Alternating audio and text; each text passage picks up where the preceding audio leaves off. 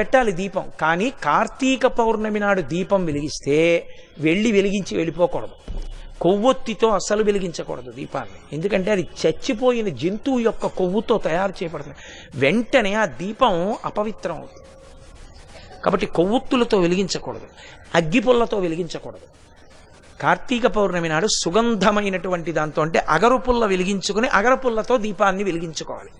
వెలిగించి వదిలేయకూడదు. దాంట్లోకి వెంటనే అక్షతలు తీసుకుని చేత్తో పట్టుకుని దామోదరమావాహయామి అని కానీ త్రయంబకమావాహయామి అని కానీ రెండు మాటలలో ఏదో ఒకటి చెప్పాలి. అంటే దామోదరుణ్ణి కానీ త్రయంబకుణ్ణి కానీ దీపం మీదకి ఆహ్వానం చెయ్యాలి.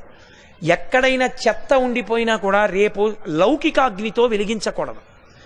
ఈ ఆవాహన చేయబడిన దీపంతో వెలిగించి ఆ దీపం దగ్గర నిలబడి ఒక మాట చెప్పాలి అందరు.